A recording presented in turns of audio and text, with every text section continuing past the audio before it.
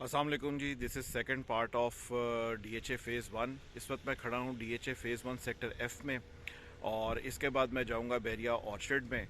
तो अभी DHA phase 1 को जो है, इसका ये सेक्टर F जो है, इसकी डेवलपमेंट और मेंटेनेंस जो है, जैसे मैंने आपको पार्ट 1 में बताया था कि ये बहरिया करता है, जबकि इसके ट्रांसफ़र के मामला सारे के सारे जो है वो DHA देखता है।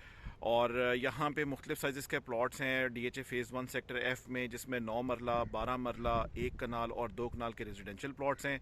इसके अलावा शॉप्स भी हैं जो कि फुली ऑक्यूपाइड हैं, और कमर्शियल प्लॉट्स भी हैं यहाँ पर। मुख्तलिफ 6 मरला के हैं, 8 मरला के हैं, डिपेंड करता है, और उनकी प्राइसेस वेरी करती रहती हैं।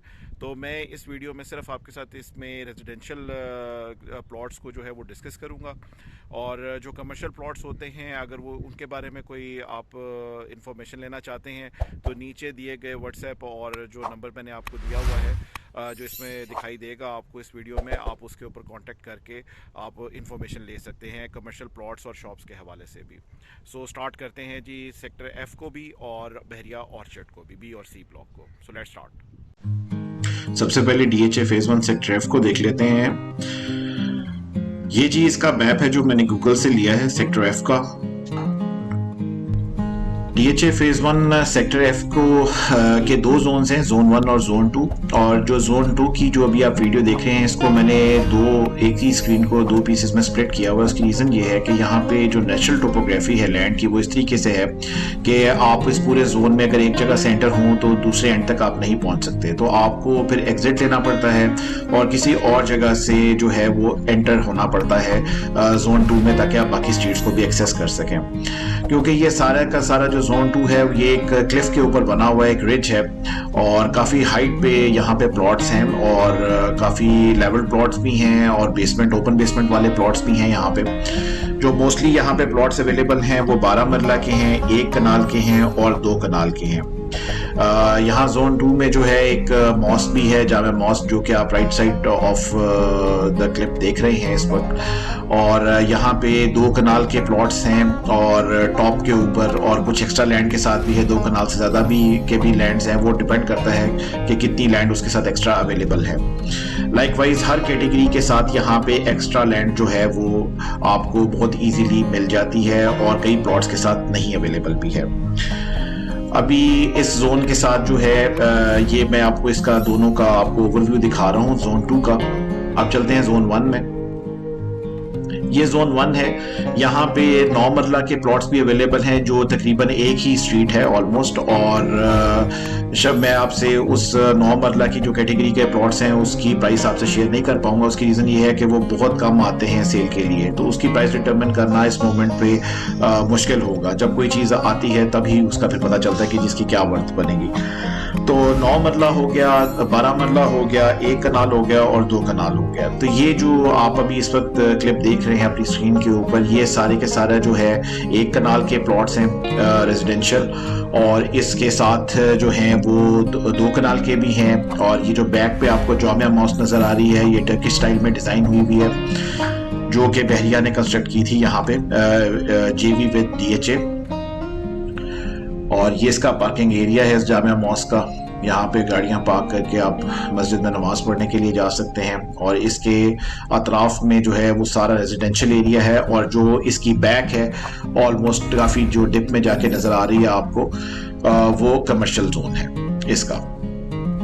तो यहाँ पे जो 12 मरले के प्लॉट हैं उनकी जो प्राइस है वो तकरीबन 2 करोड़ 75 लाख से लेके 3 करोड़ 50 लाख के करीब है। और ये तकरीबन आप कह लें 2 करोड़ 75 लाख से लेके 3.5 करोड़ के लगभग। 1 कनाल का जो प्लॉट है वो तकरीबन 3 करोड़ से लेके 4 करोड़ के लगभग उसकी प्राइस है, डिपेंडिंग अपॉन लोकेशन और कैटेगरी। और अगर एक्स्ट्रा लैंड हो तो इसमें थोड़ी इजाफी भी हो सकती है, और उसको चेक करके कि वो किस कैटेगरी में एक्स्ट्रा लैंड जो है सोसाइटी को पे ऑफ हुई है। जो लास्ट एंड लीस्ट कैटेगरी है वो है 2 कनाल की। 2 कनाल के जो प्लॉट्स हैं उनकी जो प्राइस है वो तकरीबन 6 करोड़ से लेके 6.5 करोड़ के लगभग है, और इससे ज़्यादा भी हो सकती है अगर उसके साथ कुछ एसोसिएटेड एक्स्ट्रा लैंड आपको मिल जाए।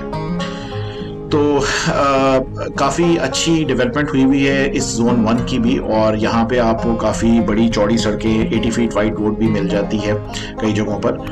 और ये जो भी आप देख रहे हैं लेफ्ट साइड के ऊपर, ये मोस्टली एक कनाल के प्लॉट्स हैं, और जो राइट साइड पे है इसके टॉप के ऊपर वो 2-2 कनाल के प्लॉट्स हैं, वहाँ पर अवेलेबल हैं। यही जो सीधी रोड है ये आगे चल के जो है वो 9 मरला के प्लॉट्स को एक्सेस करती है, और जो कि एक ही स्ट्रीट में है ऑलमोस्ट अवेलेबल। तो ये एक छोटा सा ओवरव्यू था जी DHA फेज 1 सेक्टर F का, और जोन 2 और जोन 1 का। इन जोन 2 की जो 2 हिस्से हैं उनकी अलग से एक्सेस है, और जो जोन 1 है उसकी एक्सेस अलग रास्ते से है। इसके अलावा डिफेंस विलाज हैं जो कि एक कनाल के बने हुए रेडीमेड हाउसेस हैं, जो कि लोगों ने डायरेक्टली परचेज किए थे, जिनकी प्राइस उनकी कंडीशन को देख के जो है उसका डिटरमिन किया जा सकता है। उसकी रीज़न बीइंग क्योंकि वो यूटिलाइज किस तरीके से हुए हैं और उसकी कितनी वैल्यू डेप्रिशिएट हो गई है, तो उस हिसाब से उसकी वैल्यू डिटरमिन होती है। तकरीबन 3.5 करोड़ आप अप्रोक्सीमेट कह लें कि रेडीमेड डिफेंस विला की भी प्राइसेस हैं। बाकी डिपेंड करता है कि वो किस लोकेशन पे हैं और वो किस तरह के हैं। ये एक और क्लिप है जी, यहाँ पे भी कनाल कनाल के प्लॉट्स हैं जो कि आप देख रहे हैं। तो ये था जी DHA फेज 1 सेक्टर F। आप जिक्र करते हैं जी ऑर्चिड एरिया सेक्टर B और C के मुतालिक, जो कि दूसरी साइड पे है DHA फेज 1 के, और ये लो लाइंग एरिया है काफी। ये जो एक्सेस है ऑर्चिड एरिया की, ये फौजी फाउंडेशन यूनिवर्सिटी के साथ है, और ये जो आप लेफ्ट साइड पे वॉल देख रहे हैं ये फौजी फाउंडेशन की है, और इस टनल को क्रॉस करके जो है हम ऑर्चिड एरिया को एक्सेस करेंगे। काफ़ी कूल एंड काम सी लोकेशन है। द रीज़न बीइंग क्योंकि ये एक छोटा सा एरिया है, 2 सेक्टर्स हैं, और जो 2 सेक्टर्स हैं उनमें जो है वो सेक्टर B और C है, और ये सारे कनाल कनाल के रेजिडेंशियल प्लॉट्स हैं। कुछ इनमें एक्स्ट्रा लैंड्स वाले भी प्लॉट हैं, और काफ़ी ये जो आप जो इस वक्त ये जो मेन बुलेवार्ड देख रहे हैं ये काफ़ी लंबा है। इसको मैंने बहुत छोटा छोटा करके इसको आपके साथ शेयर किया है। तो इसके लेफ्ट हैंड साइड पे टॉप के ऊपर जो है वो ओल्ड लाइट्स कॉलोनी है, सेक्टर A है, सेक्टर D है, और नीचे जाके नाले के साथ जो है वो सेक्टर E है। हमारे राइट साइड पे जो है वो नाला ले ही चल रहा है साथ साथ इस मेन बुलेवार्ड के, और आगे चल के जो है मेन ऑर्चिड का एरिया जो है स्टार्ट हो जाएगा। ये जो टॉप ऑफ द रिज है जहाँ पे सूरज काफी आबोताब से चमक रहा है, ये सारे का सारा DHA फेज 1 है, और यहाँ पे घर बने हुए हैं।